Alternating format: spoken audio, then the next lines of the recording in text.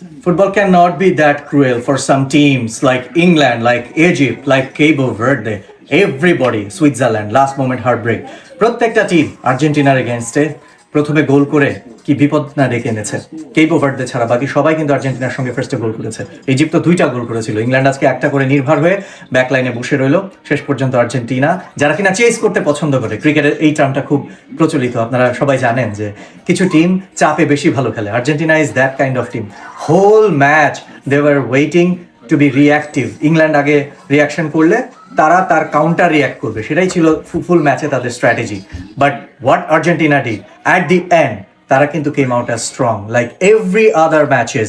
আর্জেন্টিনাকে আপনি যদি ভেবে থাকেন একটা গোল দিয়েছেন, 2টা গোল দিয়েছেন, they are done, they are killed off, you are absolutely wrong. Lionel Messi and his teams, they find out a way, যে ওয়ে তারা পুরো টুর্নামেন্টে খুঁজে নিয়েছে, সেমিফাইনালেও খুঁজে নিল। আর তা না হলে ইংল্যান্ড আত্মতুষ্টিতেই বা কেন ভুগবে একটা গোল দেওয়ার পর? ইংল্যান্ডের শরীর চলছিল না, তাদের প্লেয়ারদের পা চলছিল না। আর্জেন্টিনা 3-4টা চেঞ্জ করলো, ফ্রেশ লেগস, এনার্জি নিয়ে আসলো, উইং তুলে দিয়েছে, সমস্ত যে উইংয়ে সিমিওনেকে তুলে দিয়েছে, তবুও তাদের প্রেজেন্সটা ফেল হচ্ছিল সেই জায়গায়।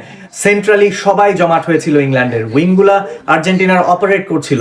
তারা লিওনেল মেসি সময় সময় তার অবস্থান বদলাচ্ছিলেন, মার্কারকে টেনে নিয়ে যাচ্ছিলেন তার দিকে, তবুও কাজ হচ্ছিল না। They were trying to create something. বক্সের বাইরে থেকে একের পর এক শট করে গেল, একটা না একটা তো কাজে লাগবে। They had that belief at the end, তাদের সেই বিশ্বাসের প্রতিদান তারা পেল। চমৎকার একটা গোল এনজো ফার্নান্দেজের, বক্সের অনেক বাইরে থেকে তিনি সেই কাজটা করলেন।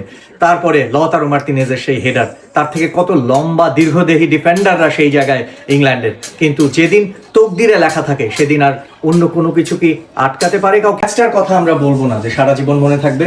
কেইপো ভার্দে, ইজিপ্ট, সুইজারল্যান্ড, আজকে ইংল্যান্ড, প্রত্যেকটা ম্যাচই হৃদয়ে গেঁথে থাকার মতো। আর্জেন্টিনা তার সমর্থকদের দম বন্ধ করে দেওয়ার উপক্রম করেছিল আরো একবার। তারা তাদের কোটি কোটি সমর্থকদের সারা বিশ্বের হার্ট অ্যাটাক প্রায় তুলে ফেলেছিল। শেষ পর্যন্ত they came out strong. Lionel Messi গোল পাননি, লিওনেল মেসি সেই জায়গাতে, but it's Messi who inspired the team, who inspired the whole nation Argentina and the spectators around the world. তারা কি করতে পারে তা আরো একবার দেখিয়েছে।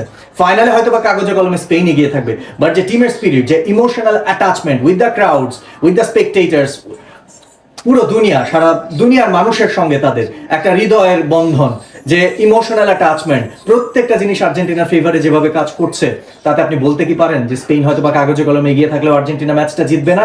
এই ম্যাচে আর্জেন্টিনা আরো একবার দেখালো ইংল্যান্ড যত স্ট্রংলি আসুক না কেন, যে স্ট্র্যাটেজি নিয়ে আসুক না কেন, Argentina always has a response. এবং এই ধরনের দলগুলো যারা সবসময় একটা রেসপন্সের জন্য রেডি থাকে, তাদেরকে থামানো বেশ মুশকিল।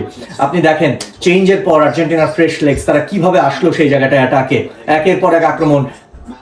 নাগলিয়া ফিকো, মন্টিয়েলকে নামানো হলো, মন্টিয়েল উইংটাকে কিভাবে স্বতঃস্ফূর্ততা দিলেন আর্জেন্টিনার।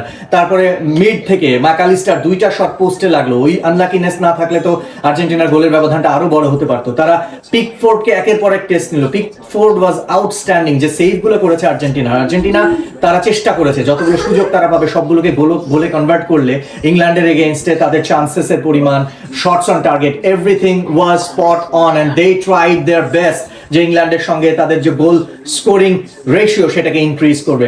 At the end Argentina collectively তারা দেখিয়েছে তাদের খেলার ডেপথ কোন জায়গায়। লিওনেল স্ক্যালোনি দেখিয়েছেন তিনি চেঞ্জগুলোর ক্ষেত্রে কেমন মাস্টার ট্যাকটিশিয়ান। এবং একই সঙ্গে আর্জেন্টিনা তাদের যে টিম স্পিরিট, তাদের যে দেশের প্রতি, পতাকার প্রতি তাদের যে নিবেদন, তাদের প্রত্যেকটা ঘাম এবং রক্তবিন্দু নিংড়ে লড়াই করার যে মানসিকতা, সেটা আনপ্যারালাল, অন্য কোনো দলের সাথে ম্যাচ করে না।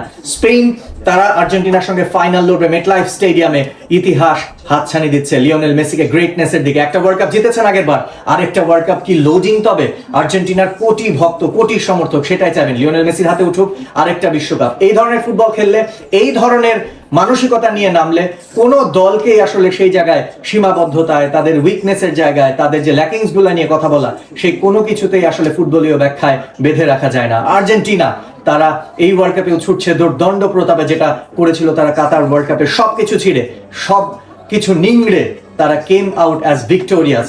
Once again Argentina doing the exact same thing.